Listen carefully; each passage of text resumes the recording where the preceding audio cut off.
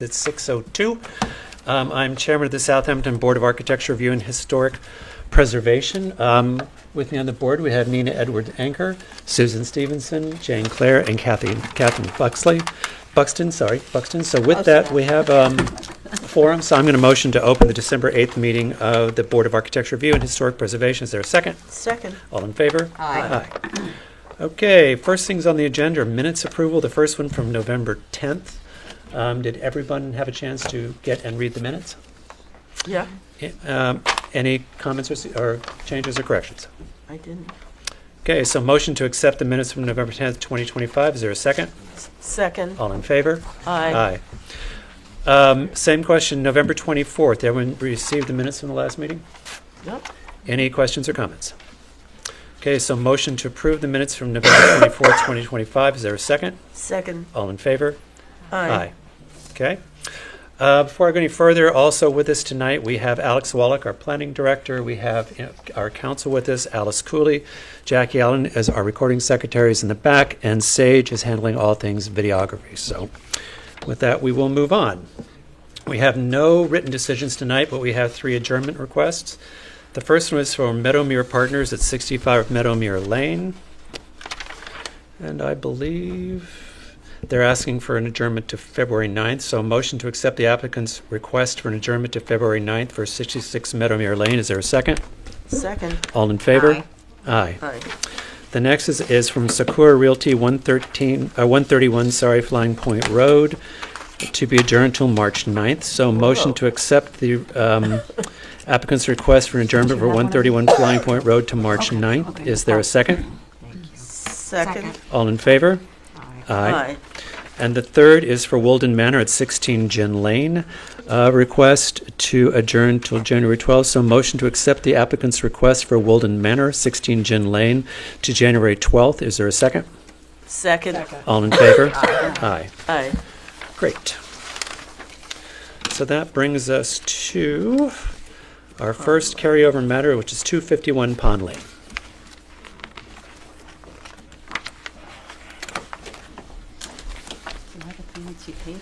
Good evening.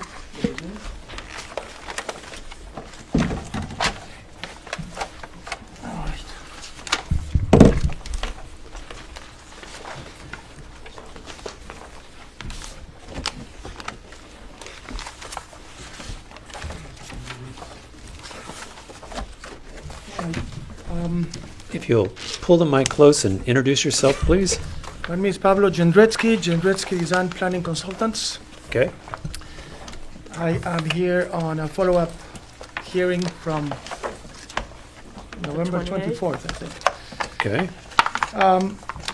I might start by recalling some of the main comments that I heard on the previous meeting, Okay.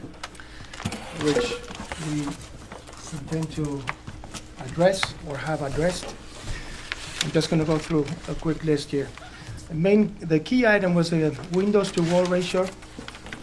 Another comment was casement windows instead of double hang windows. Roof overhangs were extending a bit too much.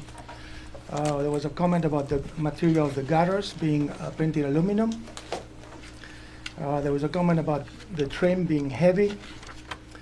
And then facade by facade, there was a comment about the continuous windows on the east facade that looked institutional. There was a comment about the skylights that looked a bit like a renovation. The chimneys, the columns being heavy, the window facing north at the stair, which was excessive in size, generating light pollution. Then there were comments about the pool house being heavy at the top, being very high, and also the number of windows. So in the new design, we actually heard you and I agree with most of the comments. So we went back and did a significant effort over the holidays. And so I'd like to just maybe go through elevation and point out the things that we did in response to the comments. That would be great, thank you. Also, you can check on the technical elevations. We did the window to wall ratio calculations. That's something you can look in the drawing, but basically we stayed very low in each one of them. So, front elevation, we made the dormers less wide. The roof became smaller. We eliminated 4 windows. We reduced the size of the windows at the bottom. And there was a comment also about how the columns were very thick, at least in the perception of it. And that's because the 2 front columns, there were, in the front porch, there were 2 columns next to each other and then 2 columns next to each other. So what we did is flip them 90 degrees, so now the columns are one in front of the other. So as seen from the street, they basically are just one column. Then we also reduced the size, an extension of the small roof above the upper level windows, and also cleaned up the details on the columns and the porch eave to be simpler, as well as the bottom of the cantilevered window overhangs, which I understand were also a concern. We had brackets that were not a very typical architectural, detail language in the area, so those are removed. I'm just going to continue with the east elevation. The east elevation had a continuous window on the second floor, opening to a corridor in the back. So what we did is we made it into intermittent windows. There were also skylights that were a stock item, which we now turned into a skylight that is a copper traditional design language. And I can show you here. I'm not sure if you want to do that later, but let's see.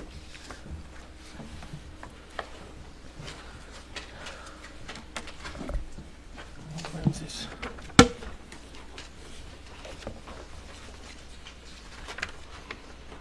I don't know where it is.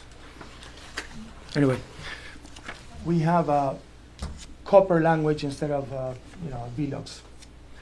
Then we also made the lower level patio doors, 1 module less. We reduced the size of the door in the balcony, which was a 9-foot door, now it's an 8-foot door. And the balcony got reduced in width and in depth. We also removed the brackets. And so that's that for that elevation. And then let me just comment something. The reason this is a balcony and not an extended, terrace with columns is because from the tennis court, looking towards the house, we wanted to open up and let it breathe, so that the tennis court is not on top of more architecture, but rather on an open space.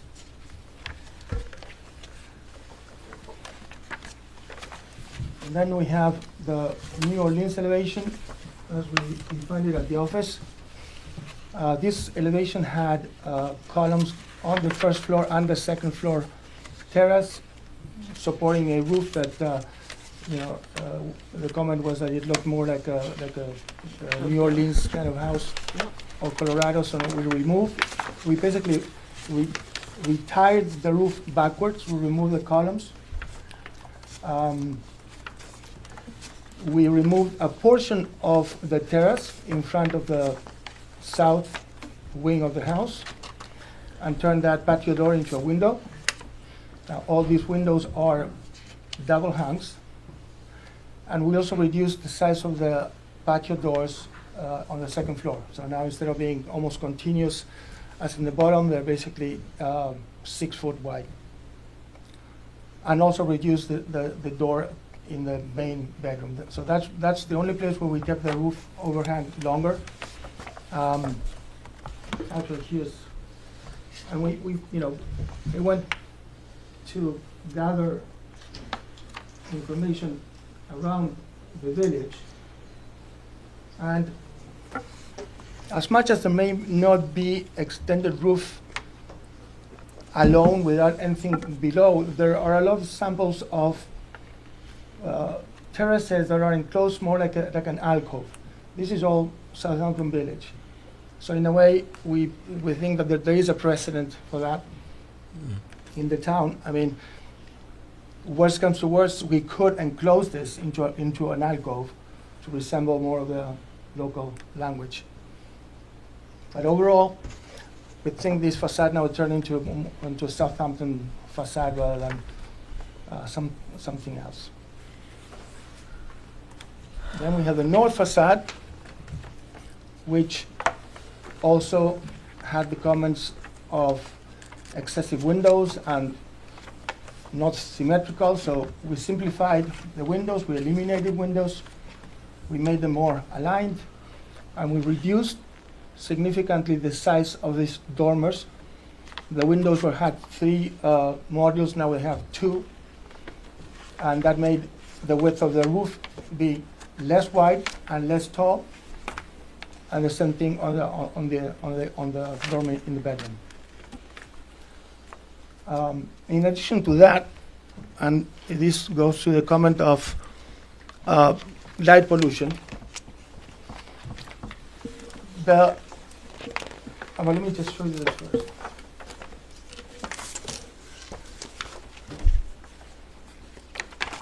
This is 251 Pond Lane, 267 and 217. This window, the stair window, is basically facing north into 2 properties that have tennis courts, so and far away, so that we don't think that's a problem. The only light pollution problem could be to 217 Pond Lane. So what I show here is that even at the setback line of 35 feet, we are about 217 feet away from it, roughly. That's assuming that this house gets demolished and that all the trees here are going to get demolished. But the truth is that that property is an old property with a lot of old trees here. So for that window should never really be a problem. In any case, to address that, we proposed louvers on the east side, because the purpose of this window for us is to look out into light as one walks down the corridor and into the stair. So this way, this light will never really face east. So that's that for the north. And then in the pool house, we took note, we made the columns simpler, smaller boots, and removed 1 module of windows. So instead of being more windows and less wall, we have more wall, less windows.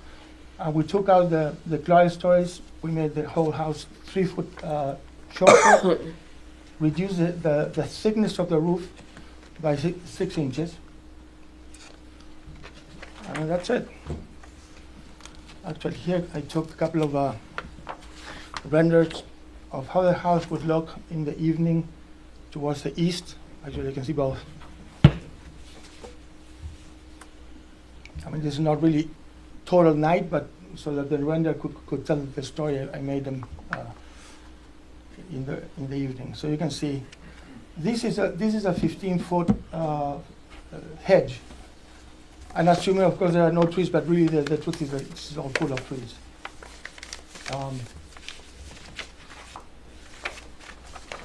And then we have the gate that wasn't shown before.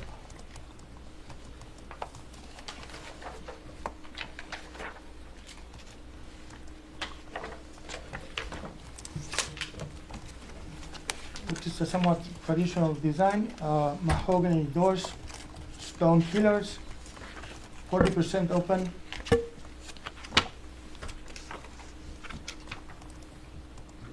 That's that.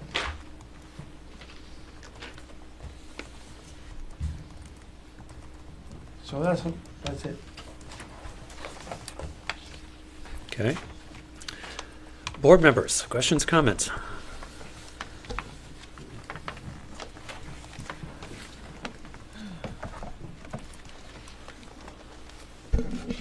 Well, you certainly listened to our comments and took everything into consideration.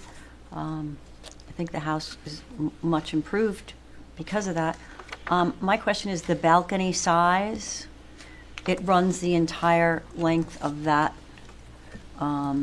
middle part and the other room, so. This what one, right?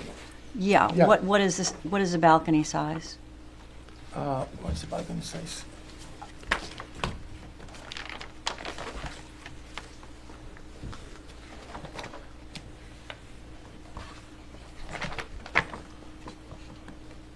It's 19 feet wide in the bedroom part on the north, and then 38-foot wide in the center between the two wings.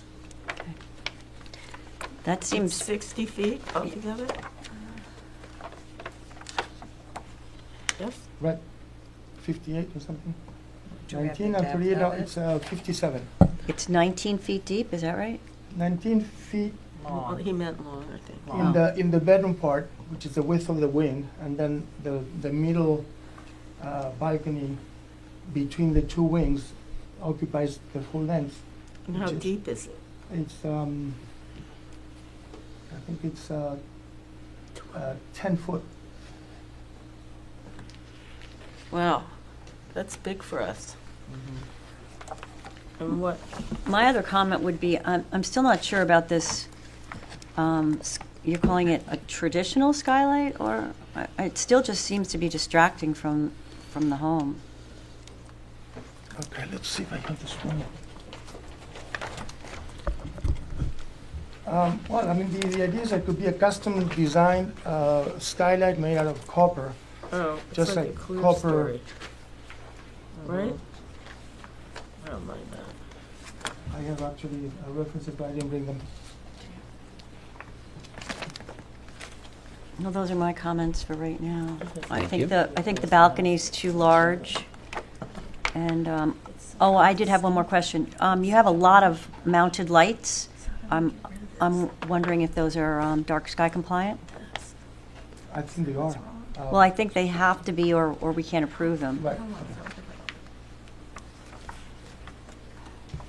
Kathy? I'm willing still, I mean, I have some issues with the pool house, I Okay. would say also, and the way it relates to, the main house. I don't know, You're mulling? I'm mulling. Is Susan, that Nina? glass on the top of the pool house? No, it's a pergola. In this rendering, it looks like, It's a louvered pergola where they close and open, I Oh. think. It's a Yeah. pergola. Do It's all- they close and open? Eventually, yes. Yeah. okay, only because it looks like glass here. Yeah, No, yeah, there's no just- glass. Yeah. Susan, Nina? I don't know what to say. It's still, it's better. Those big balconies, I think, are, give me a problem. And it's so much a part of the design of the house. Well, because right under the balcony is the porch. I get it. But, I don't know. And I don't think this is, and I also find that this is for, I know it's setbacks, but it's all jammed together in a way that I find unsettling. But I don't think that's what we do, so I can't say anything about it. But And that there's can the be, balcony off the garage too, no? Oh, yeah, the flying balcony. Nina? Overall, I think it's improved, and thank you for listening. There's a few elements that I would I don't, why the balcony bites into the house. house, I don't know. The one in the east elevation? Aerial view and east, let's see, and then, Yeah. but that's just, no, west elevation. And then there's something in the south elevation, I just, to be more sort of harmonious with the traditional house in Southampton, I would believe that these white stripes that you have under these dormers are a little heavy looking, but I think, You mean the base to the Yeah. dormers? yeah, those are my comments, but otherwise, It's, uh-huh. Okay, It's like hanging. yeah. here's what I would say. I think, as you've heard, I think you've come a long way, and I think we're making some progress. I think the less heavy columns on the south elevation are much preferred. I think that's great. I still think that the little roof over on the right-hand side of the south elevation is unnecessary. That as a singular roof, I think, would calm that down a little bit. But from that front elevation, the thing I don't understand is you have 4 surface-mounted lights. I understand the surface-mounted lights that are by the front door. I don't understand the 4 surface-mounted lights that are either side flanking the 2 windows on either side. I don't think they're necessary, and they're sort of atypical and not harmonious for what we see in other parts of the village. That's what I would say to the south elevation.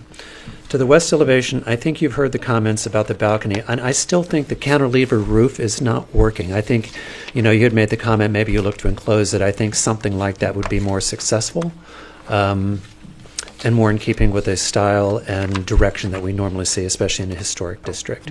I had the same question about the 2 surface lights that are on either side of the window on the right-hand side of the west elevation. I think you don't need them unless there's is there a stairway there? No. No, because the stairway but below. So I understand why you need them underneath the by the doors to light the outside there, but I think those are sort of unnecessary. In the east elevation, I still find the cantilever balcony off the bedroom unusual. I'm not sure that it's necessary. The rest, and I think the skylight is a skylight. It's still not working. Either make it honest and make it a shed dormer that brings light in differently, or just lose it. But that skylight still looks accidental. It is actually a dormer. I did a rendering with from the side, and I have a. Because in what I'm seeing on page A800, it's a skylight. Well, yes, it's a dormer Yeah. skylight, but it's. Well, but I dormer, understand what you're saying. dormer, skylight. So take a look at that. Mhm. I think the louvers don't work. They're a design. They're a sideways problem to a solution that's really the size of the window. So I think if you just make the window smaller, I think that's going to work better than trying to disguise it with the louvers. And I think over time that's a better answer. And it's unusual, and I don't think it's successful. So that's north. On the pool house, bringing it down, I think, was successful. I think you've taken a lot of the weight off the top of it, and lightening up the columns is a vast improvement and more typical for what we would normally see. So those would be my comments. Anybody else have anything to add? Yeah, I would definitely agree about the extra lighting is not necessary all the way across the front or. Yeah. So that's a lot. Any questions about what you're hearing? Very clear. Okay. I guess the argument about the big stair window, which is now a lot smaller than we had before, is the argument necessarily just light pollution, or it's just an architectural? It's a combination of both. It's a little bit of light pollution also, I think, from just the size of the window to the opening that you have in it. It feels a little large in scale. So I think if you brought that window down like 20% in scale, which is probably going to bring, for balance, the one on the other side down a little bit more to the width of the door below it, I think you could probably even that out. Right. Would be my guess. Yes, it's a negotiation between what works with the stair, because at the end of the day, the purpose was to have a stair that is a glass box open to the green. Right. Well, I'm just telling you this is what I'm hearing from all the comments. So, Understood. Yeah. are there any comments from the public? Guess not. All right. So, any other questions about the comments? Or are they clear? think they're very clear. Okay. Very clear. And again, let me also iterate that thank you for giving the list of what you heard, and thank you for how far you've come, because I think we're getting, much closer now to a product that's going to be a beautiful house when we get there. So we really appreciate that. I agree that actually your comments made the house better for sure. Okay, thank you. Our next meeting is January 12th, so you have time. So you want us to adjourn until then? Yep. Okay. So I'm going to motion to accept the applicant's request for an adjournment to January 12th for, just a minute here, 251 Pond Lane. Is there a second? Second. All in favor? Aye. Thank you very much. Thank you. Okay, so that takes us to new matters. The first one is the Village of Southampton and the freeholders and commonality of the town of Southampton, Gin Lane, Lake Agawam project. Do you have affidavits, and are they in order? Yes and yes. Okay.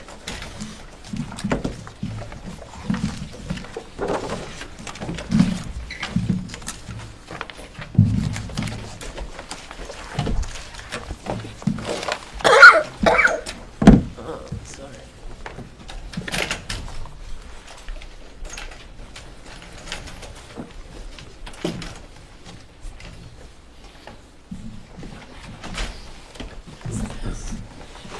It's the parking.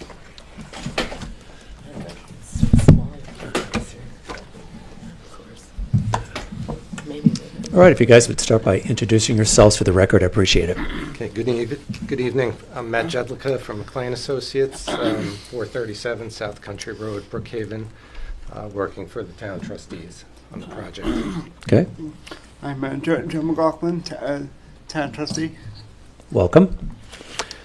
Okay, So I just want to start out by, making this clear that this is the trustees' project, which is on the south end of Lake Agawam, on the trustees' parking lot, and it's not the Gin Lane We get it. Conservancy, Yeah.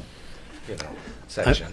you're talking about the bioswale? Yeah. Okay, Well- just for clarity, there are two projects going on side by side in this neighborhood right now. The one that we're talking about tonight, for those of you who live here, is the big project that's going along with all the curbs. It's across the street from basically the beach club and the church, heading toward Lake Agawam. There's another project that actually goes up the side of Gin Lane, which is a separate project, which is not in discussion tonight. Correct. Right, that's correct. It's a little confusing because they're happening the same time side by side. Yeah, so the intent of this, it's a water quality project for the town CPF department. We got a grant to do the project, and essentially all we did was remove the concrete island that separated the trustees' parking lot from Gin Lane, and that portion is going to be planted with bioswale native plantings. It's shaped to allow stormwater retention, stormwater percolation.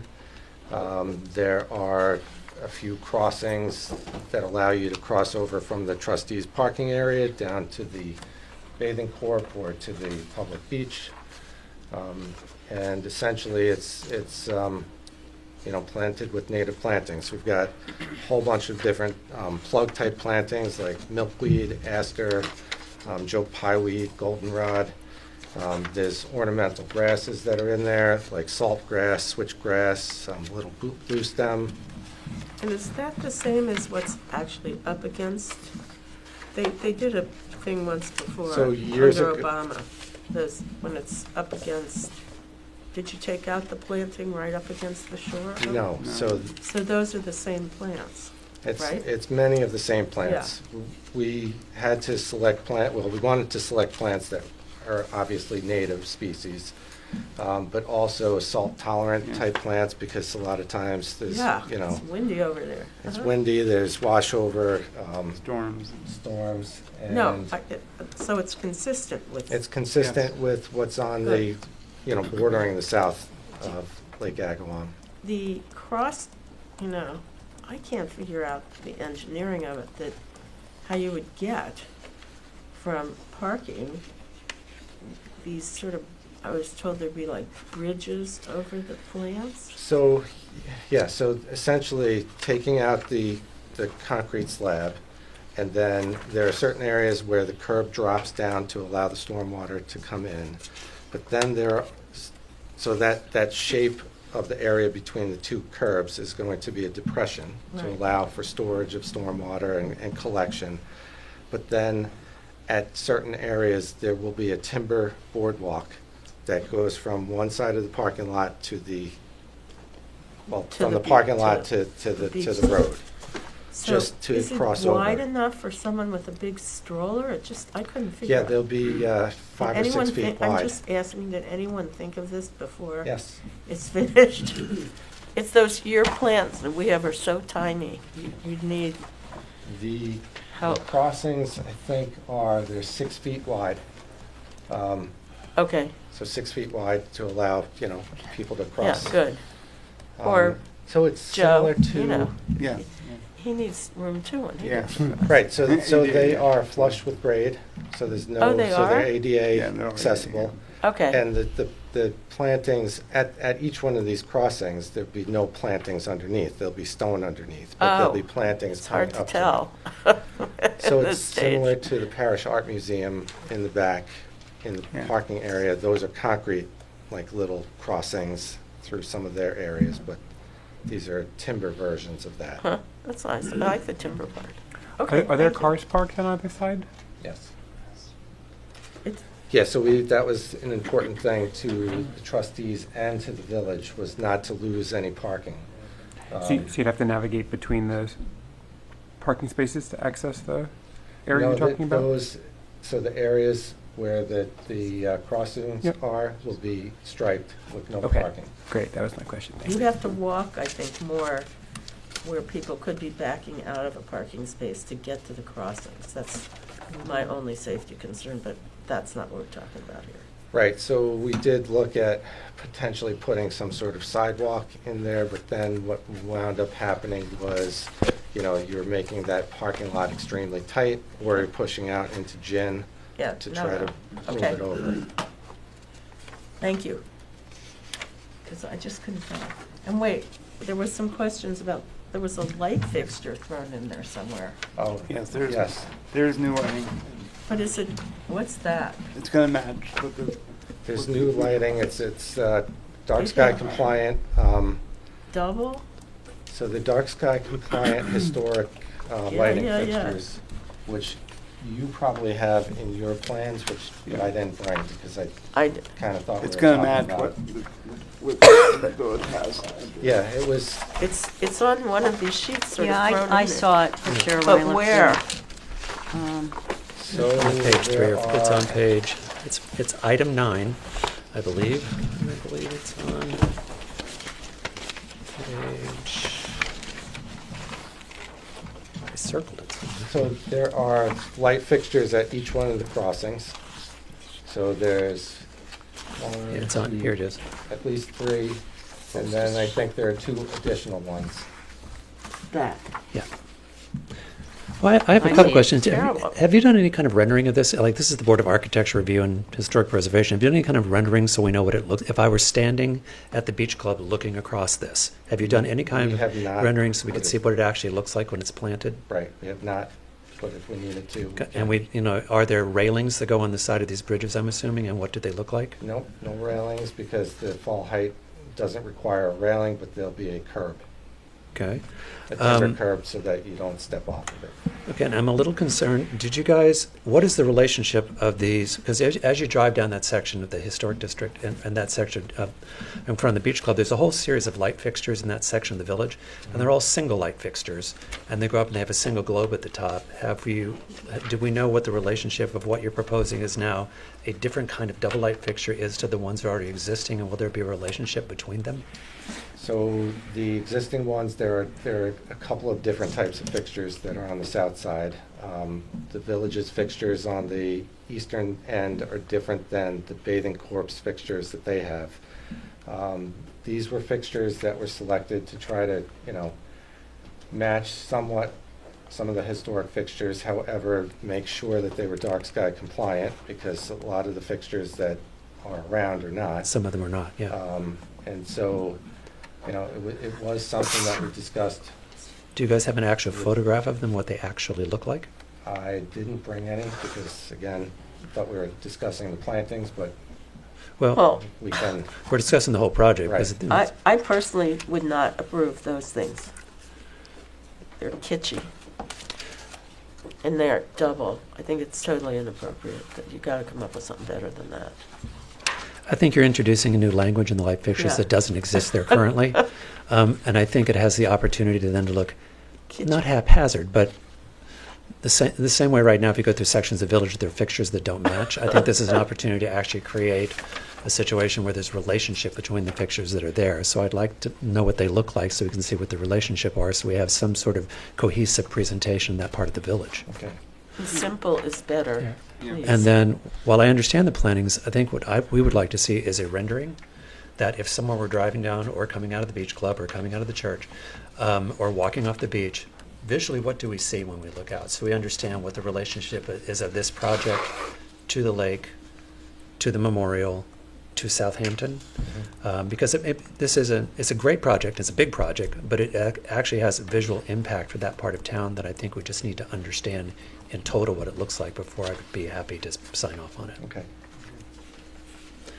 My question is, some of the recent bioswales don't seem to be cared for. So if this is the town's bioswale, so who's gonna maintain this? It seems like The Conservancy is supposed to maintain the bioswales in the village. So that's right, the Lake Agawam Conservancy has a recent intermunicipal agreement with the village to take over the care of all the bioswales throughout the village.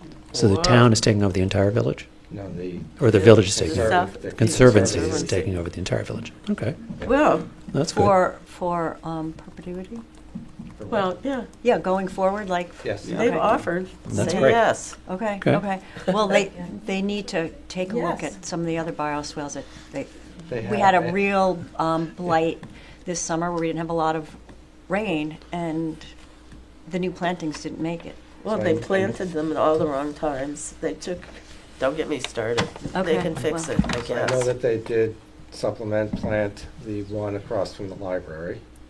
So that Yes, was that done. one they did. And they supplement. did at the end of Old Town Pond. I saw them doing it, and Right. it did work. Yes. But they had to be told. I mean, everything has been, Yeah. she's right. So I think, I And just- feel like there's a new, you know. Yeah, there's new renewed money. effort- I think That's renewed right. effort that's great. To Yeah. make sure that the bioswales are. That's you know, great.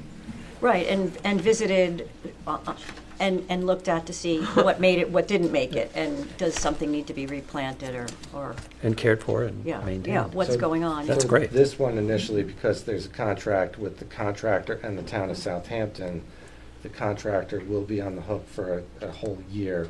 Once the final sign-off is done, they'll have a one-year maintenance bond, and any plants or anything that doesn't survive the first year has to be at the end of that year replanted. And here's my question, because I think some of this is, so who's going to tell them if it's dead? Because what I see is they plant the stuff and then nobody ever comes back, and then they could hand off to the next person, the Conservancy. The But they one-year should be thing? held responsible. I feel there's no management. Well, we, Okay. McLean Associates, I mean, we do a lot of work in the village.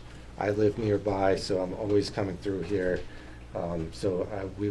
We're very careful. We just did a project for the town CPF department in Flanders where some of the plants had died, and we check that site regularly and make sure that anything that's died gets replaced. Okay. So we would, But you it know. has not been the case here. And then just have one more question that you might know the answer to.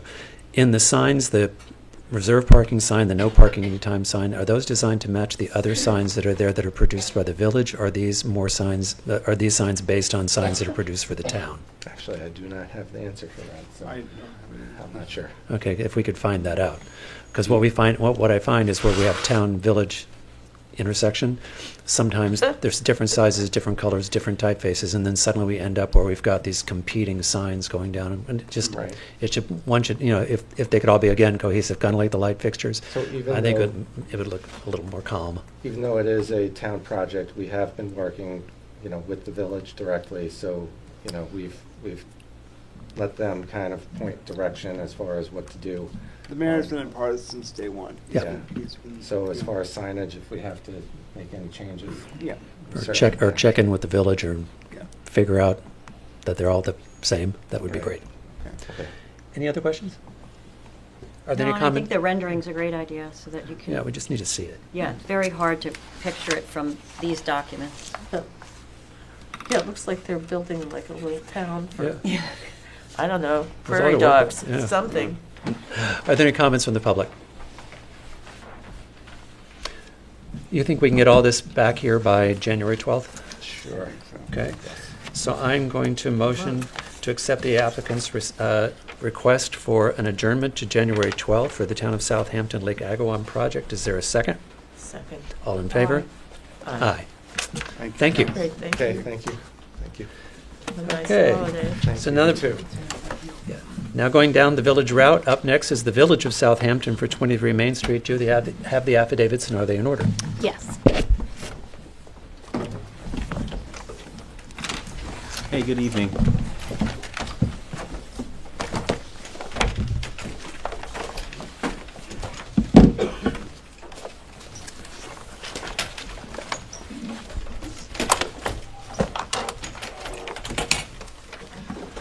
Good evening.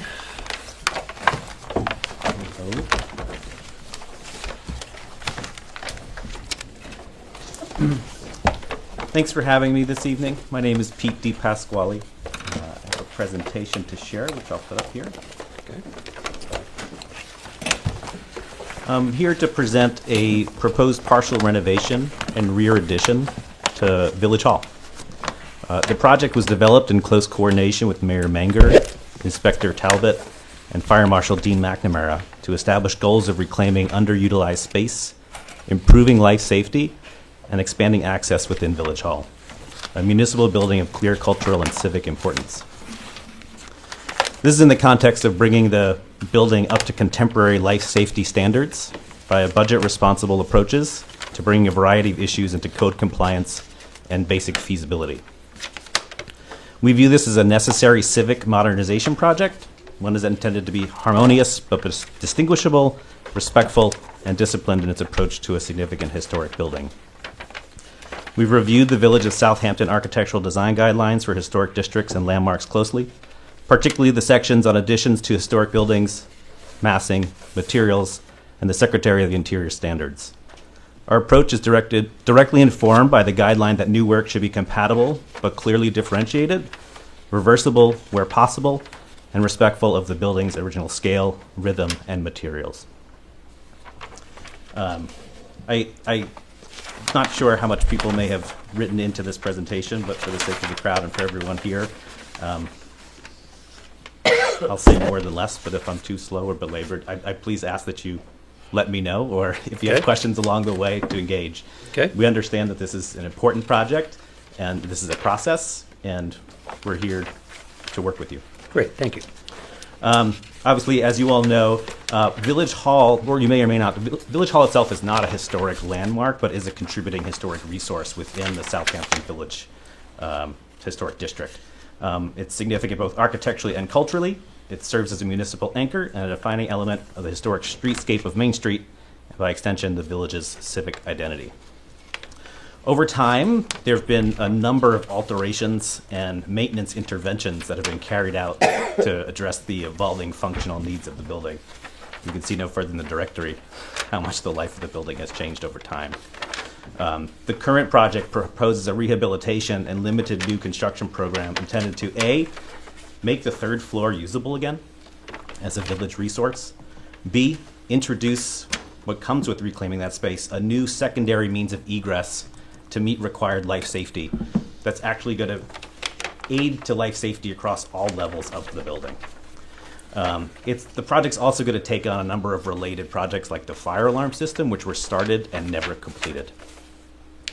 And then the third portion of the work at hand is providing a new public entrance at the rear. This is a code requirement, and it is also going to be improving accessibility and basic circulation in the building. The building as we know it today was built in three main phases. There's the original 1912 Main Street structure, the back half of which was torn down for a new addition in 1931.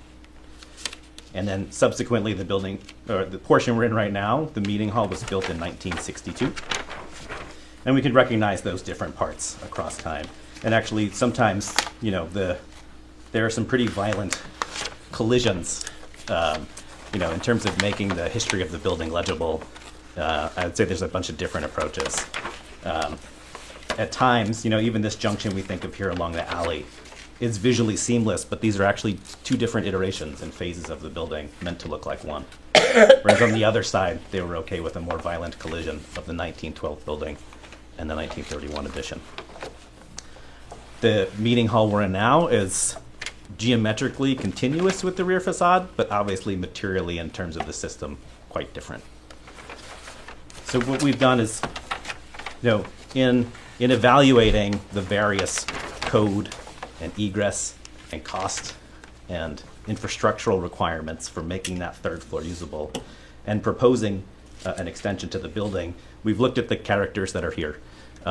Things that were intrinsic to the 1912 building, things that were continued through the 1931, and the things that are somewhat strange about the meeting hall that we're in now. Obviously, brick, painted wood, critical. The patterning of the brick, the horizontal brick bands, these are all important characters that we don't intend to copy, but to work with.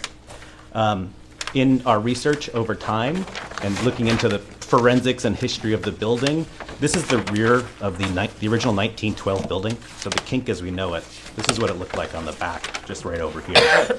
So there was an arch window, there was a chimney, and then there was a one-story entrance pavilion. What we look at today here is a matter of trying to create in an efficient envelope a very complex circulation strategy of connecting all 3 floors, actually 4 floors, including the basement, and maintaining creating a new entry to the meeting hall. The new stair tower is brick masonry construction. It aligns proportionally and compositionally with the existing 1912 and 1931 massings. Its fenestration, cornice lines, and brick coursing reference the established datum lines and rhythms of those structures.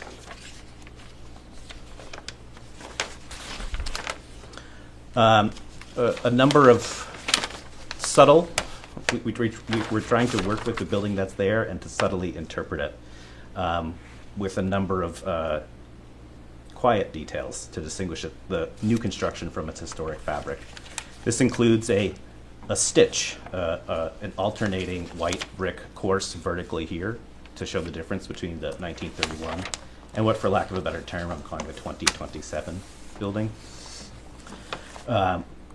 Rather than, again, knowing that this is a process and the process includes trying to vet feasibility through cost, we're looking at the brick and the actual mortar, but knowing that it's going to be unlikely to exactly match what we find here today. You can even see differences over the 1912 and 1931 editions. But what we are proposing as far as a subtle change is we're keeping the same brick patterning, and rather than the dark burnt brick that one sees in an alternating pattern, we're showing a recessed brick by 1.5 inches to show just a subtle bit of shadow to suggest that continued patterning, but in an interpretive way. We're also using, we're using those continuous cornice lines, keeping the shape, profile, and projection that registers the 3 floors that is continuous from the 1912 to 1931. And then we're also using that recessed brick detail to replicate just quietly the arch window and chimney of the 1912 building that was lost. Just to be able to tell the story of the history of the building without creating a faux recreation of what was there. Being able to tell the story of what was once there. As far as the meeting hall, the intention is not to rebuild it, but to effectively skin it in stucco to make it white and to bring it into the conversation, the paint, the colors of existing elements on the building, instead of making it a new character as it reads now with the maroon painting. The porch itself, as we refer to it, is a covered entry. It actually holds a lift for accessibility, as this is a requirement for a publicly accessible entrance. And so it brings a human approach and a smaller scale of entry that purposely distinguishes itself from the historic front Main Street entrance, but evokes elements of things that we see now and things that were lost. As far as talking about the standards for rehabilitation, we are emphasizing the compatibility, the reversibility, really making it legible as to like what is new, what is old, how you can tell the history by looking at the building. And we like to think of it as a sensitive interpretation of the building's architectural palimpsest. There's a history, and it's legible, and it's quiet in some places, but it's actually mostly loud in others. And so we're trying to resolve all the pragmatic issues of egress, accessibility, and safety, but also in a ultimately layered and quiet way.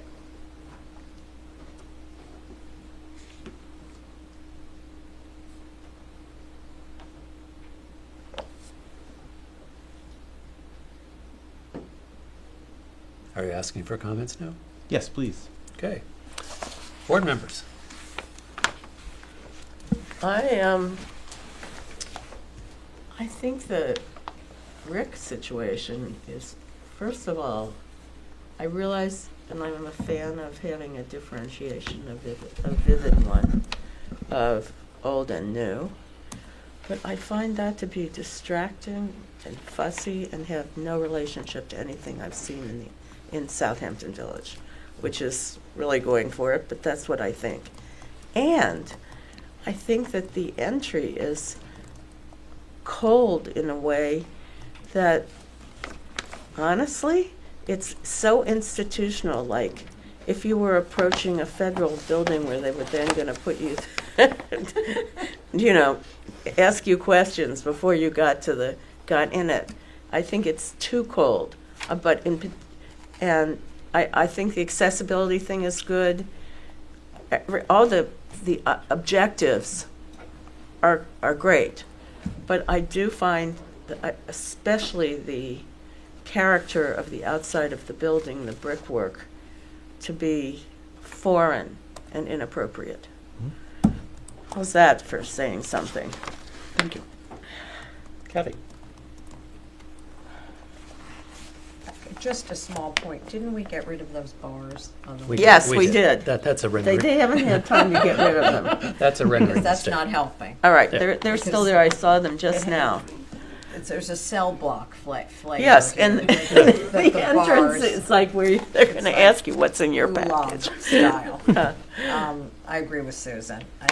I like the idea of, certainly the rear of this building needs help. It's not that it's a beauty now, but I think there's a ways to go. I would agree also. And my question is, are we losing these two windows on the third floor? We are losing the windows into the third floor. I but think that's a shame.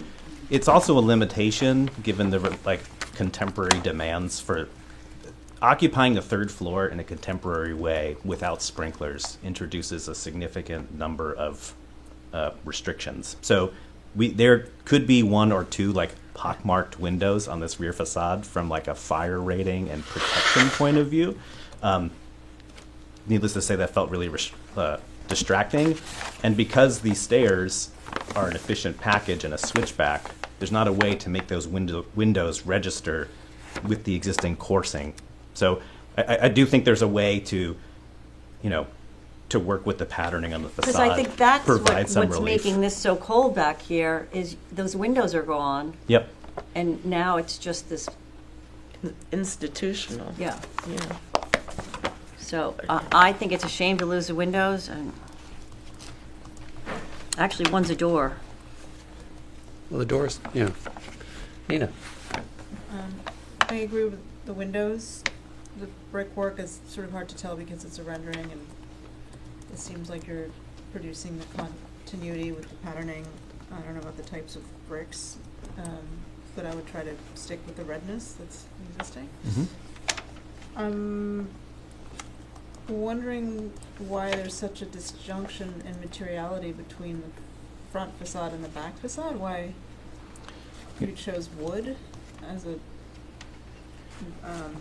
I just feel like there might have been a way to modernize the language of the front facade, which the white and the glass, and not bring in the wood as another material.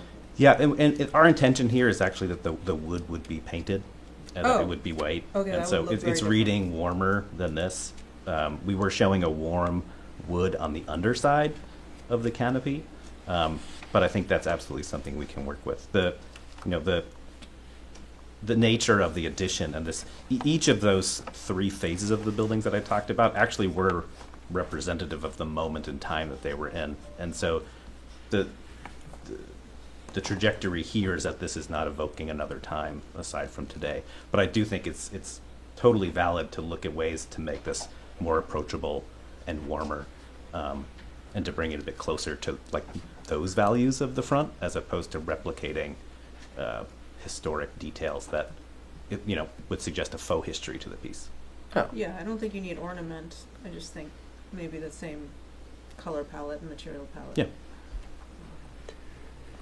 I think you've heard pretty consistent comment. Mine would feel, when I first looked at it, I was going back and forth. Is it brutalist or is it mid-century modern? Because when I look at the way you've done the entryway, it looks like a mid-century office building almost in its coldness, and I think it's very hard actually for a consumer, for a person who lives through, to find the stairway, because I walk up to this cold, hard, flat surface, and I have to figure out where the stairways go up. So the stairway's not inviting because it's not obvious. I think the linear nature of the roof is a little bit jarring, and I think the idea that we talk about window to wall ratio here a lot, and the fact that there's absolutely none makes it look really uninviting. Mm-hmm. And I think part of the purpose here is, between the back of the Marino Museum, between what goes on at the museum across the way, and we're trying to improve this. And you've also got the back of Hildreth, and I think you come across this now cold, windowless exterior, and I don't find it inviting. And to Nina's point, I don't know that not that we want to borrow history, and not that we want to replicate in the back what we see in the front, but it's such a departure. It runs the risk of making the front of the Village Hall look like a facade. We look like L.A., where we have a facade, which is a historic facade, and the back of it looks like a brutalist building that we put back there because we valued engineered the back of it. Mm-hmm. So I think there needs to be more relationship between the two. Not that it can't look of its time, but I think in your design cues, you should look at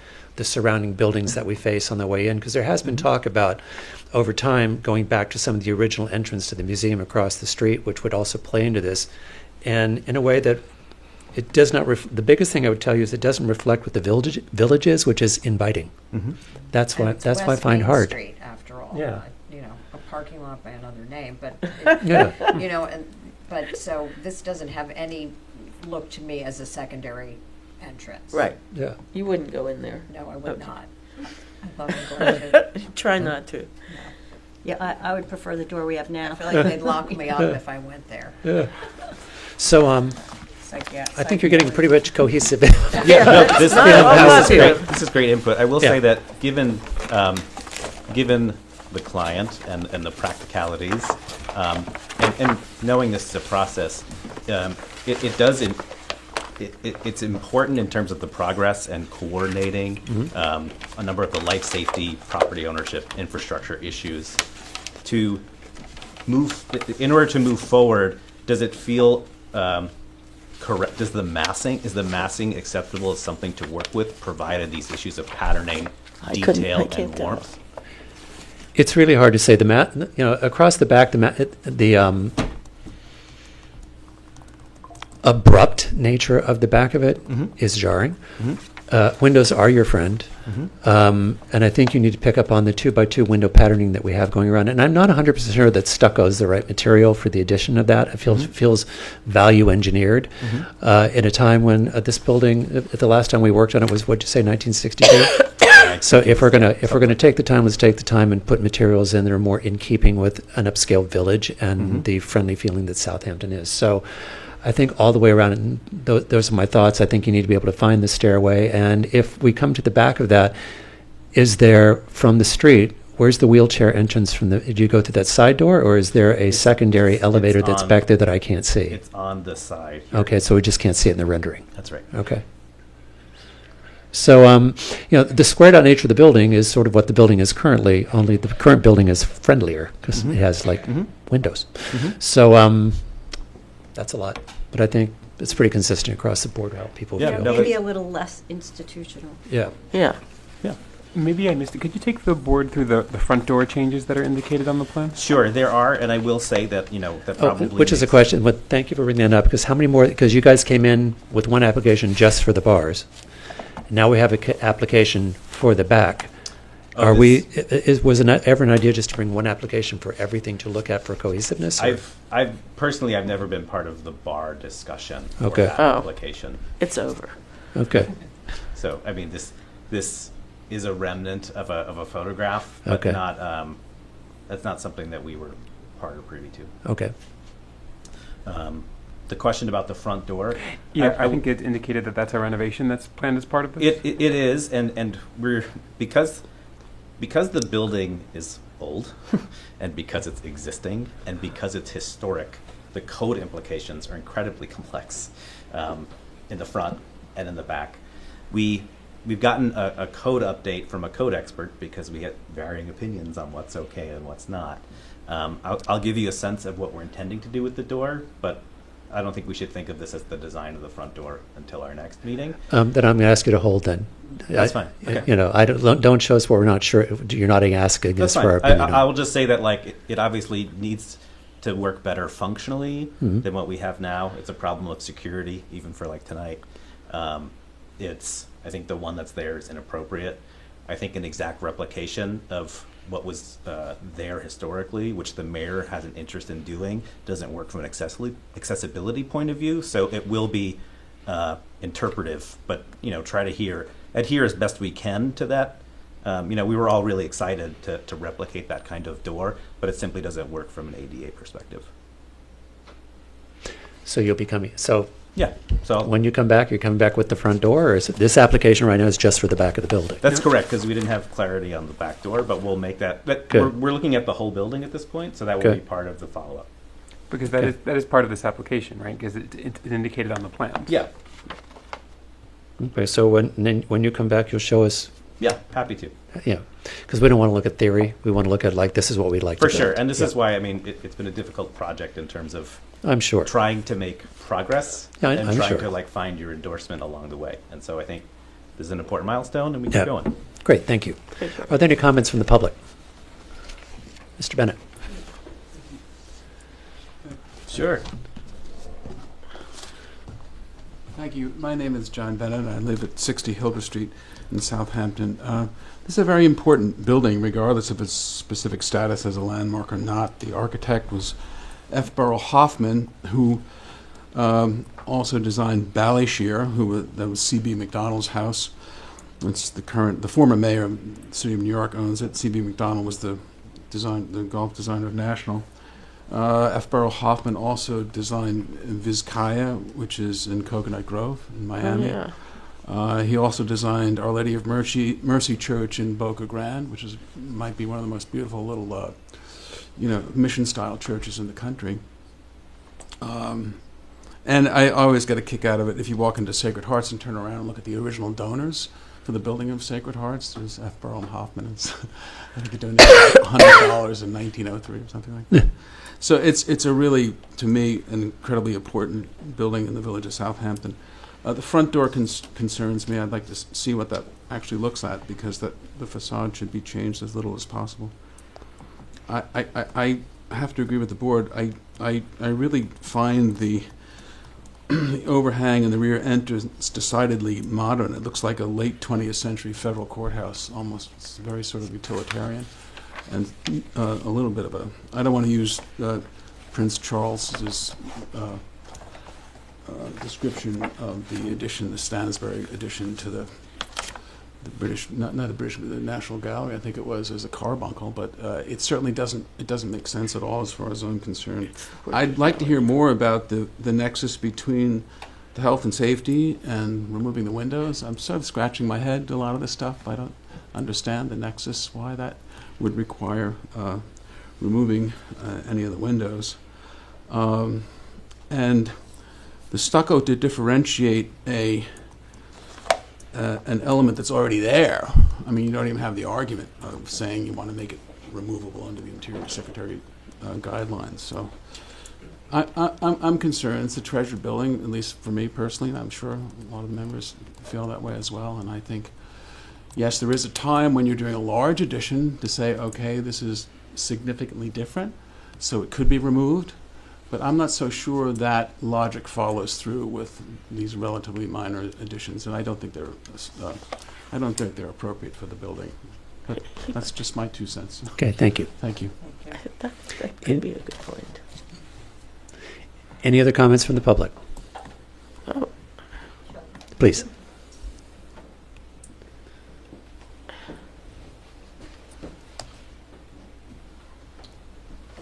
I'm Sandra Brower, just designer in East Hampton.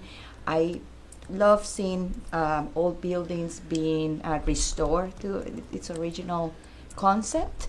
What I see that I think you mentioned is the proportion of the building in the back as is proposed. And all my comment would be to figure out a way to bring down that proportion with some kind of maybe gable roof or something that brings down that third floor.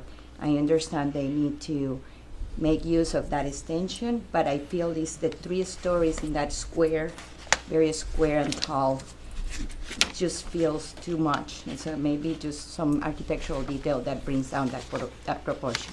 Great, thank you. Anybody else? Anyone online? Oh, please. Chris LaGuardia, landscape architect, Watermill, New York. I'm working on the Southampton Arts Center adjacent there. And one of the main entrances to that property focuses right on the back of the building. So as a suggestion to the village, I would say that if you go to that slide of the back of the building, I think you could carve out maybe like 3 or 4 of the parking spaces on the end of the building, and we could do a copse of trees or something there. The renderings don't show any plant material whatsoever, even on the stucco part. So the village owns the land. Make provision for some sort of landscape buffer, and I think it would help the building a lot. I mean, I don't oppose the modern look. I think it could use a little work, but I don't oppose it. But I think it's the absence of trees there that really make that backside of this village kind of unsightly. So Especially up against your that's project. my suggestion. Yeah, right. Great, thank you very much. Thank you. Would you be up for a collaboration? Yes, sir. Anyone else? If you look at the facade here, it's pink geraniums, planters. Oh, yeah. Yeah. We always have planters. They Here, have like this. pine in for Christmas. So you think you can be ready for your next presentation by January 12th? Absolutely. Okay, so motion to accept the applicant's request for an adjournment for the Village of Southampton at 23 Main Street to January 12th, 2026. Is there a second? Second. All in favor? Aye. Thank you.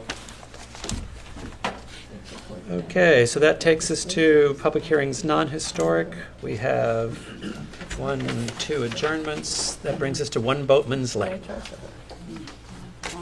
Whoa, that's a lot of paper. What is this? A Boatman's Lane. For the applicant, John Bennett, Chris Stone, and David Fox, the project architects are with me, as well as John Hamilton and Chris LaGuardia. Given the fact that there was some concern at the last time about the lack of more detailed information on the landscaping, and that was the primary concern of the neighbor that spoke, I thought, if it's okay with the board, take it a little bit out of order, because the additional renderings that were submitted were only to add a door that had been mislabeled from the last rendering. I'd like John Hamilton and Chris to go through the landscape plans first, if that's okay with the board. Okay.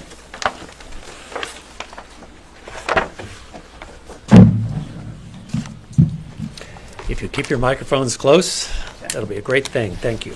Lovely. Thank you. You all see this? Good evening, John Hamilton, Principal, LaGuardia Landscape Architects, Watermill, New York. Chris LaGuardia, landscape architect, Watermill, New York.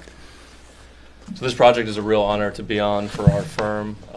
This is an amazing property, obviously located right on the water here on the bay. Halsey Neck Lane on this drawing is on this side here.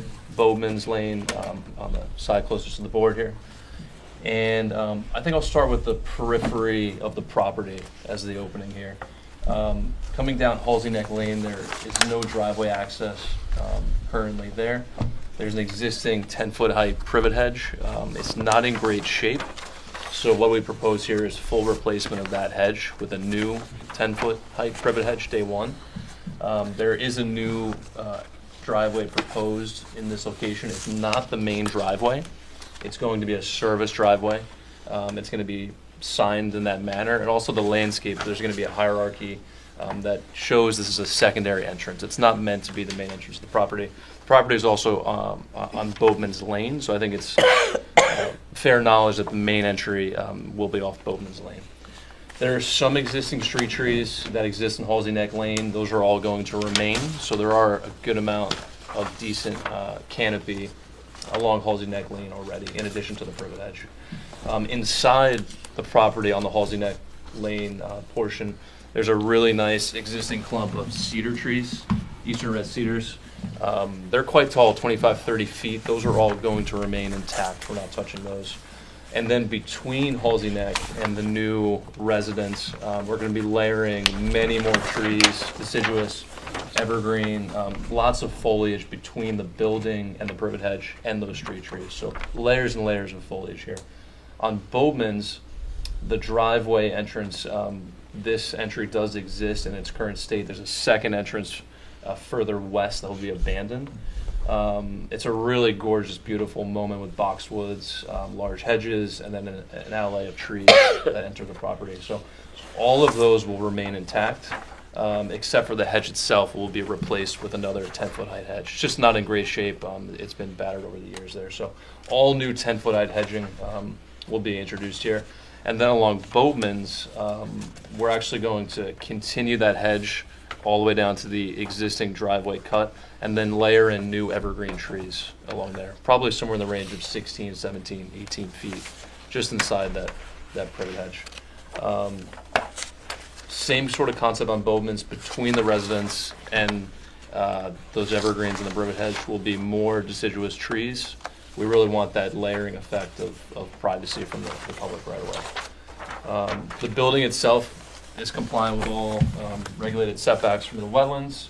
There's an arrival sequence through the existing alley of trees with a formal motor court, getting up to the FEMA requirements of the building. A couple steps down below the first floor will be the main arrival sequence.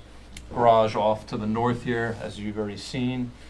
Pool and pool terrace slides just off the building here on the water side, again meeting all the wetland setbacks and requirements. And then we're really trying to introduce some thoughtful grading to the water side of the property. With the FEMA requirement, the existing grade further down towards the wetlands, we really need to navigate that in a thoughtful way. So the idea is, the rear terraces of the house, a couple steps down to a lawn panel of some sort, perhaps a low hedge, and then we roll down through meadows and native plantings to the wetland area of the property. And that's generally the site plan. Okay. I just wanted to add that after the last meeting, I took a drive down to look at the privet along Halsey, and sometimes if you just butcher the privet, it'll come back, but it takes a while. But we spoke to the client, and he's just going to replant the whole thing, so which is I think was very helpful, because I know that was one of the concerns of the neighbor, that it wasn't doing too well. So we just replanted. Okay. Any questions? No. Nope. I don't think a pool was included last time when we saw. No, it wasn't, but because it's not within your jurisdiction, but for purposes of completeness for the landscape plan, we put it Right, in. thank you, Right. yeah. Okay. Thank you very much. Thank you. The architects are here, they can comment. I think the only supplement we had was you guys will explain it. One of on the renderings, a window appeared as a door appeared, no, a window appeared, the door appeared as a window. Wasn't there a shed that was turning into a That was the only. pool house? Yeah, I thought that, I don't know, it's such a big property. Good evening, it's Christopher Stone from Stone Fox Architects. And Great. I'm here with David Fox of Stone Fox Architects. Okay. I think we're going to try to share our screen, so if you'll just bear with us a minute. Just a minute.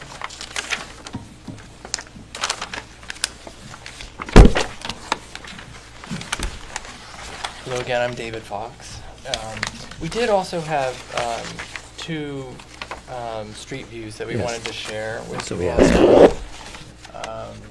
which we did not have in the package. We brought those with us today. So this is a view saying at the corner of, this is Boatman's here, and this is Halsey Neck looking sort of north west. So you can see with the new 10-foot tall hedge and the existing street trees, you really can't see into the property. And then this view is really, this view would only be possible if you're actually on the property across the street behind their hedge, sort of in the middle of their property, because you'd have to be quite far back. But again, this shows a new 10-foot tall hedge has been replaced. This is the new cut that we're talking about, and you can see the house here beyond. Excuse me, beyond. These trees here are existing. This is the view from, this is from Halsey Neck looking directly west. Yeah. So, and then, and if I, let's So see. that's, on the side there, that's the driveway that will be the service driveway? Yes, correct. okay. Yep, yep. The first page has the views. Sorry. Yeah, here we go. So the first view that I showed you was, this was the one I said looking northwest. And then this orange line here, the viewpoint is actually from the neighboring property, basically. To capture the whole site, you have to be quite a ways back to really be able to see it all from the plane of view. Yes. Okay. Chris says those privet, when they go in, are going to be somewhere between 9 and 10 feet. Yeah, that's what he said. So for the new renderings, I believe it was Jane picked up on the difference between the renderings, and we had a circle window that was here originally on the end of the building and the pool cabana. Yep. So we have changed this now to represent what we actually had in the drawing set. So the rendering is now up to date. So we have this for you all, just to review. I mean, one thing that we did, one of the things that we did, there was a comment last time about the materiality of this box, and one of the things that, as we were just thinking about things after our meeting and thinking about our response to you all was, and why we had done some of the things that we did, was, if you notice, like on this end of the house, which is the gym, we have that vertical shiplap, we have it on the garage, and we carried it over to this side, so it's sort of this balance, these three sort of points of balance. So that's why we did that. We did also just want to share with you all that we did look at some other options. So here is an example, because I think someone had asked the question of, should it be brick, should it be some other material? And when we were looking at different options, we sort of realized, or not realized, but we felt strongly again about our original intention, if I go back to this one, sorry, which was this vertical shiplap and this sort of, like bookending that we were doing on the structure, and sort of just coming back to that same conclusion that we had previously. And that, I think, concludes, is that correct? But I think also, weren't you talking about the fact that as opposed to making it from the same material to look like a sort of a momentary add-on, the whole idea was to make the material different? Yes, yeah, certainly there's that, yes, absolutely. And then I think we also have here from last time, this is the lime wash brick that we shared with you guys. Yes. And then we have Was that the new over version. lime wash that brick was that we with had? like too much confectioner's sugar in the icing. Yeah. So we have one that is less less lime wash this time, which is more. In the spirit of the season, you've gone from holiday cookie. Yeah, that's all I to could think of. to whitewashed. Okay. Royal icing. Yeah. We toned it down. Yeah. Okay. Board members' thoughts or questions? Well, I think it's an incredibly elegant, weird thing, which I wouldn't want to mess with, actually. I think it's cool. And I was actually, I don't think it you need to actually, I realize privacy is an issue, hide the whole thing. I mean, this whole thing about landscaping, we can see other people's houses when we drive down First Neck Lane. Some of that's part of the action over Well, there. the neighbor was concerned about it. I so we know that, considered- but I'm yeah. just saying that it's not our intent, I believe, to hide buildings. If you want privacy, that's another matter. You know, that's up to them. But anyway, I think it's cool. I think it's an amazing, I just can't imagine it almost, but I think it's amazing. And I do like the reference back to the old shingle style, that one building, that giant thing. So I'm good with it. Yeah, me too. My only question was, when I saw the landscape, it made me realize how big the parking area was. And I was just wondering if that was at all made of something that might be more friendly to the environment than... It is, isn't it permeable? I don't know. That's why I'm asking. 'Cause Well, relative to the environment, though, the current house is about, improvement's about 30 feet from the wetlands. This house is going to be about 200. I think the pool is the only one that even comes close to the 150 minimum setback. So overall, from an environmental protection point of view, it's a massive win. You've got... No. I'm just talking about whether it was permeable or not. The driveway... Can someone just tell us what the material is for the Yeah. driveway? I'm sorry.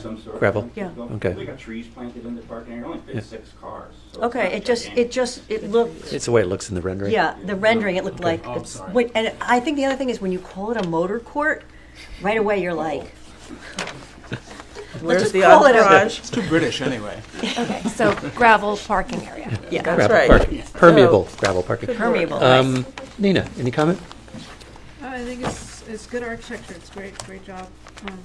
The west facade is still a puzzle to me with all the glass, but since it's energy efficient glass, and the view is facing west, you don't seem to want to change the amount of glass. I'm sure there's a reason. So. But otherwise, that's great.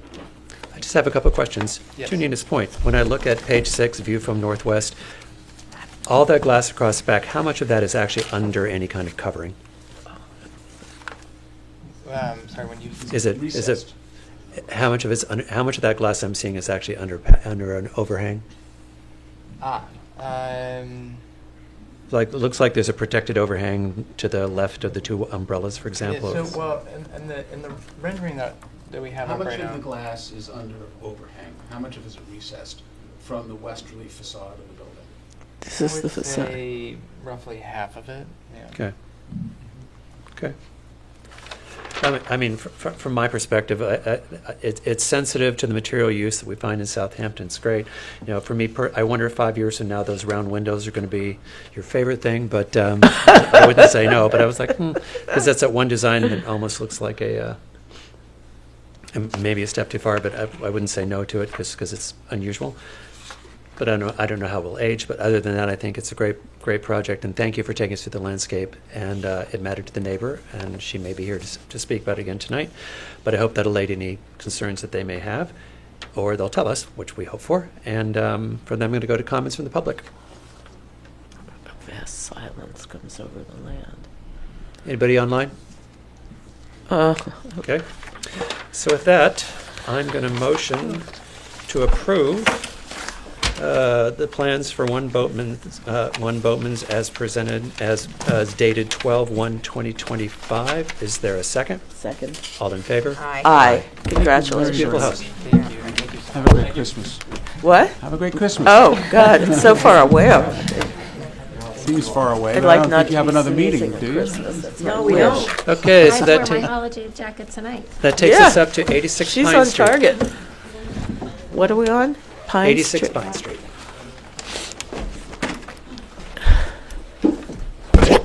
Whoops.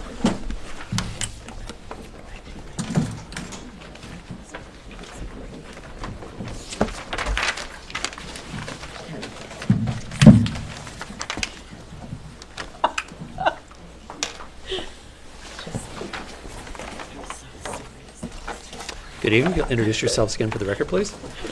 Good evening, Board. My name is Jameson McWilliams. I'm here from the Adam Miller Group. Okay. And I'm Sandra Brower with Jennifer Gonzalez Architects. Okay. Now, you want to take us through changes from the last time you were here? Sure. So, So sorry. as you guys probably remember, we are here for this, some Driveway. exterior changes to 86 Pine Street. Some of the feedback that you guys provided us with at the last meeting that we focused on most was changing the proposed fence and gate.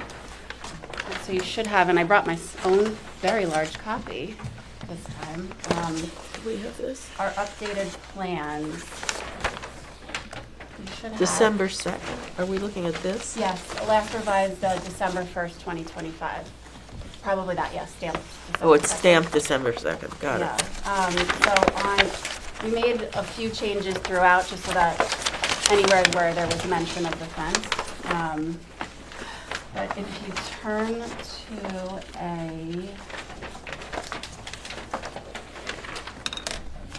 A7, last page. So if you recall the last submission, we had a much more solid proposed gate here. This is a gate, it's about 40 feet setback from the property line with a pedestrian gate, a fence with a pedestrian gate here, so sort of on the rear side of the proposed driveway area. So we took your feedback to heart. We agreed sort of internally that it was a little much. So we reduced the overall height of the proposed fence and gate. It was 6, so we brought it down to 4 foot 6 inches. And also opened it up so to follow the, the recommendation that of this board limit in terms of a driveway gate to the 40% transparency. So those calculations are provided here with these measurements. The only thing that and it's proposed to be white, wood painted white. The only thing that we had to account for is that this does serve as our code compliant pool fencing. So with those more wider openings, we are proposing the mesh in between so that it is, that meets the safety code, but that we can still maintain the opacity that the board requires. And then we did the change throughout, so proposed to match the same style on the 2 little pedestrian gates at the front.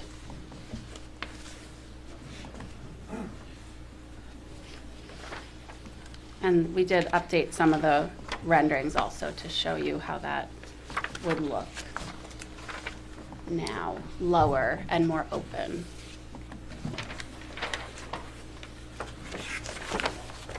Do you need those pedestrian gates for the pool? Because it seems to take away from the beautiful facade of the house. They are there. There are pedestrian gates existing. No, but I'm saying, like, for the safety. Well, are they there because of the pool, or they're there because you want to have the property Access. fenced in? Oh, so this is the fencing, the existing. The pedestrian gates, that's what I'm talking about, yeah. Yeah, they are in front of each front door. Yeah. So we used to keep that language of that's the access to each building, even though the accessory building, we're not really using it as an access anymore. We wanted to maintain. I just feel that when you see this and they're at an angle, you can see the building more, but then on this, when you're going straight front, it just seems to take away from the beauty of the building by having that gate, the pedestrian gate. How do you So get would in you the pre- building, though? They are in front of the front door. Yeah, in front of the front door, yeah. So are you suggesting no gate or? I was wondering if you needed that gate for the pool. Yeah, well, yes, that serves. That was to- my yeah. Oh, yes, that's all in the same area of the enclosure. Yeah, I wasn't sure if for there the was pool. And something. the way that No. I was proposing to make this more transparent gate compliance with the pool is to put a black wire mesh in the back of it because it's got a double side. So from the front is you hardly see when there is a a mesh of very narrow, very thin wire that complies with the pool without you seeing there is something there. So it is hidden in there without changing the look of the fence or the gate. But to just make sure that we answered your question fully, that is our pool, our code compliant pool fencing.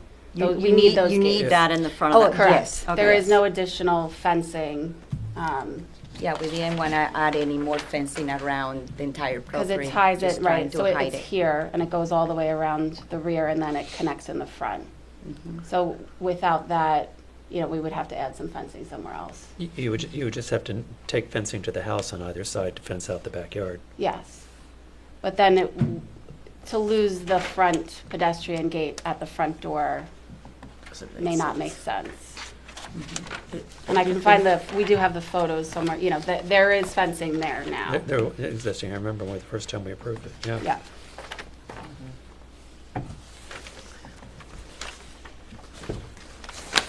Yeah. Okay, so really the only change you've made is the fencing. Yes, that that was the And the main. atrium was another concern, I think. Yeah. Yes, so we there was did bring a question. glass Oh, yes, sample. there was the glass. This was a glass that was provided by the company that makes the roof. It actually has the percentages of how much light it projects out. In the previous meeting, I have shown, I mentioned that we took some pictures at nighttime because there is already 2 light sconces that have actually quite a bit of light pollution. In my view, putting an atrium controls even more that light pollution that will come out of that existing open space between the 2 buildings, because as you can see, there is a 20%, 26%, I think, of control of light reflecting out. So it will be 26% less of what it is right now when there is nothing on top of those sconces controlling that light. And I do want to mention too, because we did, when we resubmitted this material, we did have the benefit of the chief building inspector was there reviewing everything to make sure we had complete documentation. And he did look at this point with us a little bit because we did have a question about whether we needed to submit this to the file. Because they want this back, the person that. Right, So he said no, but he did say to make sure that I mentioned that when we did look at how this proposed atrium area lines up with the windows of the neighboring property, that really the neighboring property is set as far to the street side as this residence, so they don't have any windows directly looking over this glass area. So do you need whatever it says on that piece of glass, Alice? Sure. Could you, who Yes. makes it, what is Yeah. it called, that Yeah, kind of the thing? information is actually all. Is it on these documents anywhere? No. No, the actual. So we- I'll have to make a copy of it, Mhm. take a photo, if that's okay. No, of the- but we need, like, Of the specs. the company and the product, right? Is- In is- order to put it in the It's record. right there in the glass. Yeah, yeah. But we All right, can but- provide You can a- just tell me. Yes. Just tell her. Okay. This is Guardian Sun Guard. And then 3 capital letters, SNR 50 on clear. And then it has all sorts of just the actual I think the main percentages. the main piece of information from here is the reflect out 26%, Yeah. because that's just the But this would be the SNR The product. 50 on yeah clear. that's the model. Made by Guardian Sun Guard. Cool. Thank you. So it was the fence with the pedestrian gate, the lighting. We submitted an updated landscape plan, you'll see. We convinced the client to just remove all of the lighting from the plan. We're There you proposing- go. Yes, so you should have that also in there. I think it's last revised at the same, December 1st, 2025. No lighting.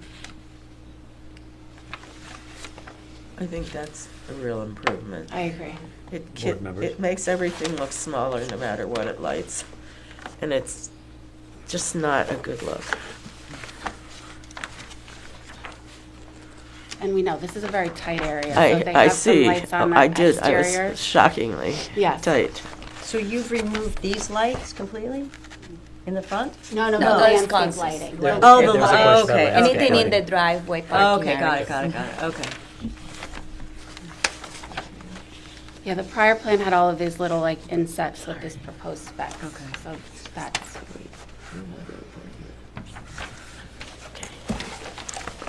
Are we good? Yeah.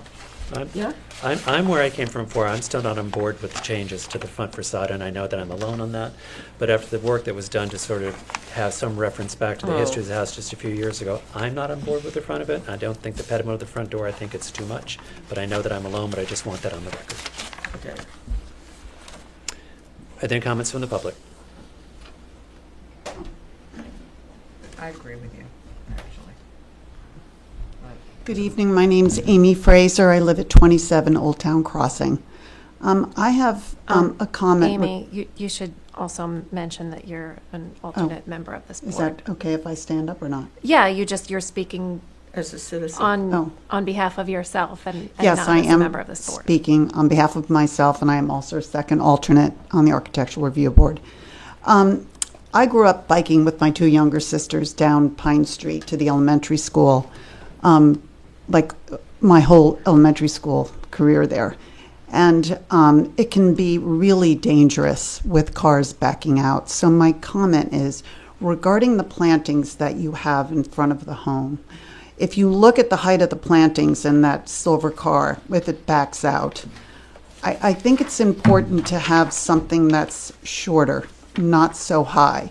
You need to have a clear visual in whatever car you're in to make sure that you know who is coming. And in the summertime, there are a lot of renters in that area going down, Meeting House. I bike to Citarella a lot to get coffee in the morning. It's busy, especially in the summer. So I think it should be lower. You mean the hedge? The hedge. Uh, Maybe round, but I'm not going to tell you what to plant. Absolutely. But I think And actually, there as is a a- spread, you have to talk to the board. Not I'm sorry, You have to yeah. talk to the board and not the applicant. Sorry. Yes.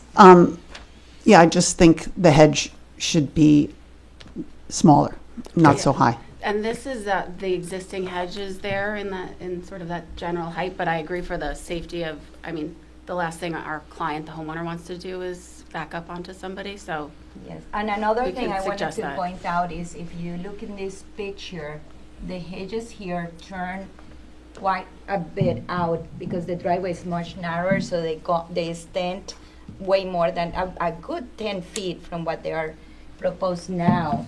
Because the way we propose is that hedge turns and dies on the corner of the house, and then from there you got, as you see in the rendering, lower vegetation that opens up a little bit the angle of the view as you're backing out of that driveway. So that gets improved by that, but I certainly understand that the hedge height has to be controlled. Okay, well, again, please direct your comments to the board. not the- Yes. Yeah, I just think it should be a planting that stays low and compact because Okay. it's hard to control, and make sure it's always cut to a height that is, the appropriate visual for all traffic that's on that sidewalk. That's Okay. my concern. Thank you. You're welcome. Any other comments? May I just add one small thing? And it seems nitpicky, but I just wonder, because the house has this traditional language, whether just rotating the gate vertical instead of horizontal might match more the aesthetic.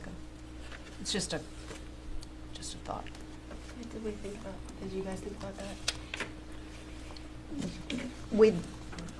This was the style they preferred. Yeah, the clients really The client wants love, the yeah. horizontal. Okay. Okay. With that, then, I guess I am going to motion to approve the application for 86 Pine Street based on the presentation on December the 8th. Is there a second? Second. All in favor? Aye. All opposed? Aye. Okay, thank you. Thank you. That takes us to New matters, 15 Ann's Lane. Do you have the affidavits, and are they in order? Yes. Great.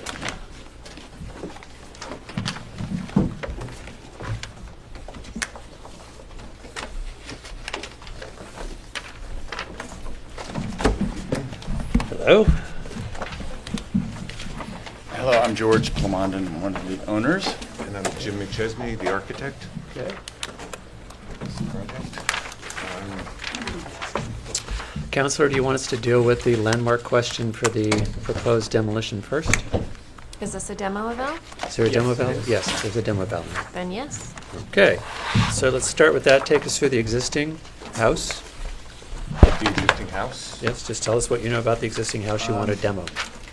It was built in the 60s. It's a two-story ranch. This is such a. We put a new pool in about 6 years ago, I think. And the existing house is in a fair amount of disrepair, and we don't really want to invest more for its upkeep. Okay. Board members, you have a chance to take a look at the house? Yep. Okay. Is there anything about the house that you would volunteer for Nope. landmarking? Okay. So I'm going to motion to the Board of Architecture Review and Historic Preservation will not pursue landmarking for 15 Ann's Lane. Is there a second? Second. All in favor? Aye. Great. Now we go to the house. Did you vote? Aye. Yep.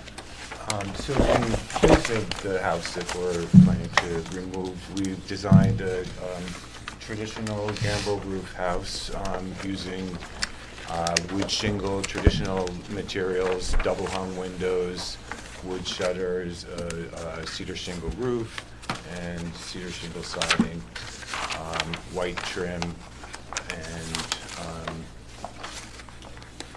a vertical V-groove siding underneath the covered porches. And we tried to use traditional materials and give the house a traditional feel. Okay. Why don't you take us through each facade? Okay.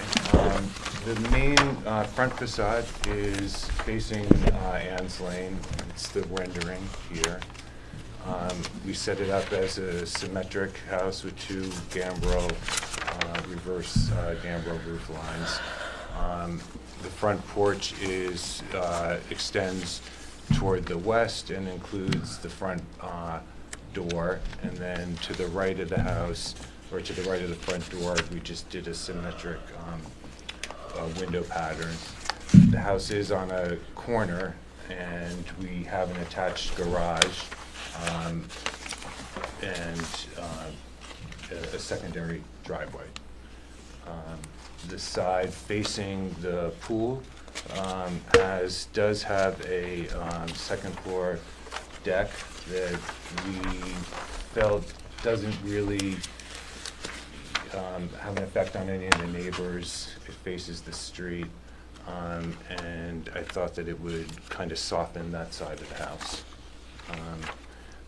Could you tell us the dimensions of the deck?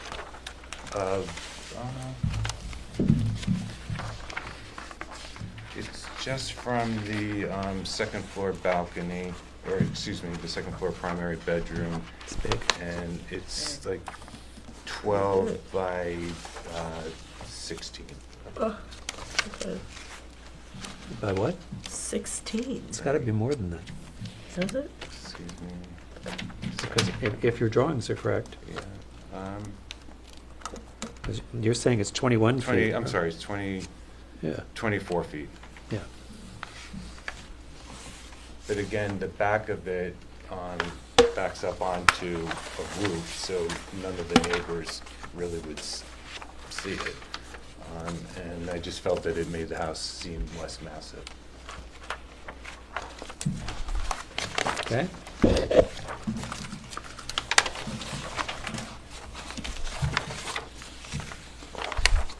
Have you gone through the south and the west?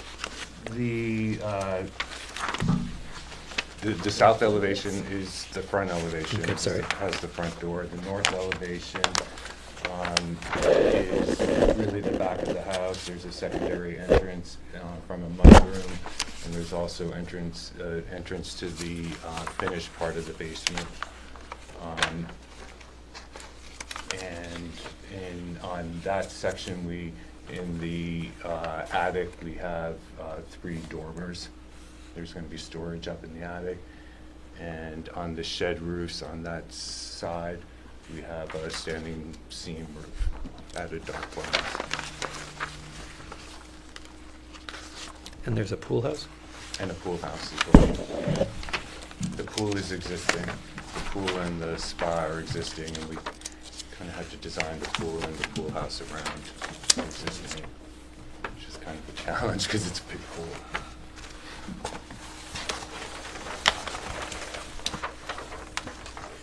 Okay. Board And members, questions, that's comments? Only a one-car garage? Yes.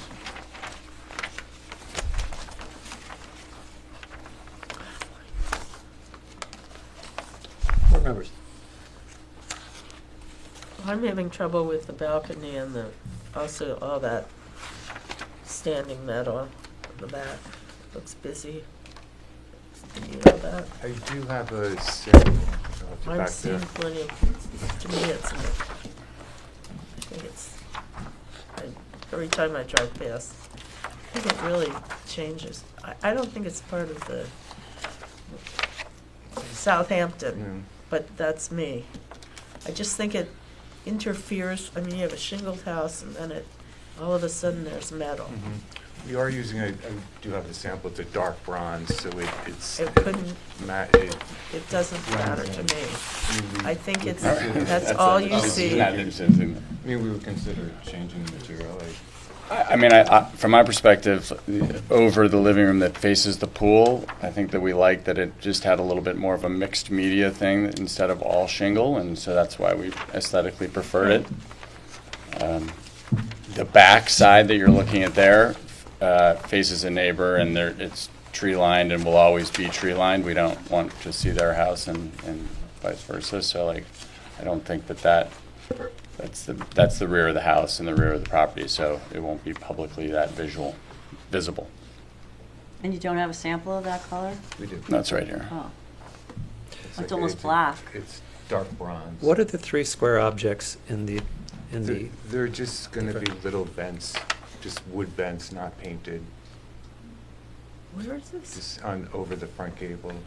And then one of my comments is the trim level, because you've got, normally when you see a Dutch colonial, the roof comes and breaks and comes on down, but you've broken it with trim that goes across, and you've picked up a trim board that goes all the way across the front, and I think it takes the weight of the house up, and I don't think that's typically what we normally see, and I'm not sure these triple vents make sense. I feel like without them and bringing the roof into one continuous line is more typical of what we'd see, and a little calmer.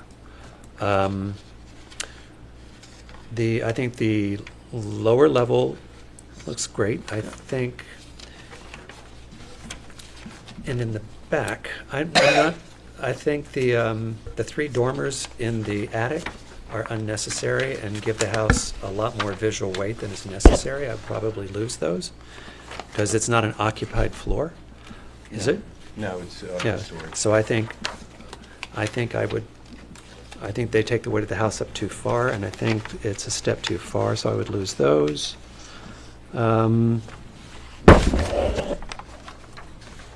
Anybody else, any other comments? I would agree with Mark that the gabling in the front with the almost like flying does make it a little bit too busy. And I also think it makes the roof line look much larger than it should. Makes the house look a little top-heavy, actually. Yeah. Totally. And then those center windows look a little dwarfed or something, I mean, out of scale. Yeah, I think if the roof line were continuous, they would probably look stronger. Mm-hmm. That's what I'm hearing. Okay. So you're saying that the gambrel should keep it continuous? Yeah, you've got, see the trim line that you've got I understand. up by the attic there, it feels unnecessary. What kind of brick is that in the chimney? It's Dutch? Yeah, it's a Dutch. Dutch whatever. Dutch, Yeah. is it the Dutch blend? Yeah. Okay. Okay. I think the solid shutters look appropriate to the house. Are they operable? Yes. They're not shutters. No. Okay. Making sure. Okay.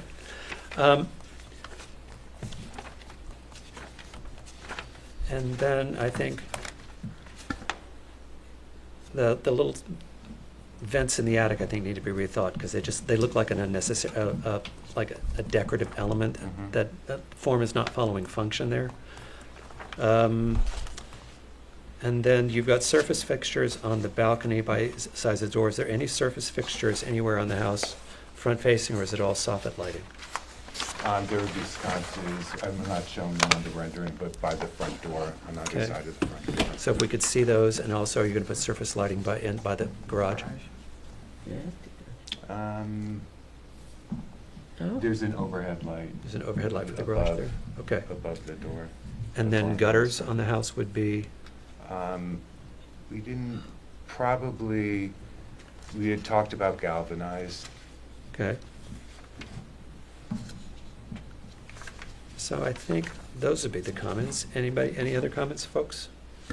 State your opinions on the deck. Now's your moment. Did you say that the shutters were operable?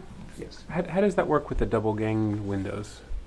They, we can make them so that they fold in half and then. So it's like a bifold door? Yeah. Oh, okay, interesting. They double That's why they're double solid. hinge and fold Right. back, and then there's a lock on it. How big is that balcony again? It is 12 by 24. like 12 by 24. I'll give you, I Yeah, the can't. 24 seems really, Yeah. Really, Very- that's a dance floor. yeah. Yeah. I We think don't what you're really hearing. do that. I think what you're hearing is there's not a lot of support for a balcony that large one. You're going And to have this to think isn't- about bringing it down. And the other thing would be helpful is if you give us a sight line from that balcony, so we know what it looks out on. What can you see a neighbor? Can a neighbor see you? What goes on with that balcony? So we understand. So what, like on a site plan, just show? Yep. Or from that, just take a ladder, stand on it, and show me, looking Show out from that photo. balcony, what can I see and what could the neighbors see? Okay. I think the intention is to be a perch for, when we're grandparents, if we're grandparents, and the pool and the yard is there. So Yeah. that's what we want the porch Okay, for. I think what you're hearing is people have concern about the size of it, because it would allow for a massive amount of furniture, which would allow for a massive amount of people, and second-story noise and light issues to neighbors is something we kind of look for. So think Understood. about that for us, okay? Thanks. Any comments from the public? Oh. All right, What's he so commenting? you guys think that January 12th will work for you? Try. That's our next meeting. So. All right, so I'm going to motion to accept the applicant's request for an adjournment till January 12th for 15 Ann's Lane. Is there a second? Second. All in favor? Aye. Aye. Thank you. Thank you. And with that, motion to adjourn the December 8th meeting of the Southampton Board of Architecture Review and Historic Preservation. Is there a second? Second. All in favor? Aye.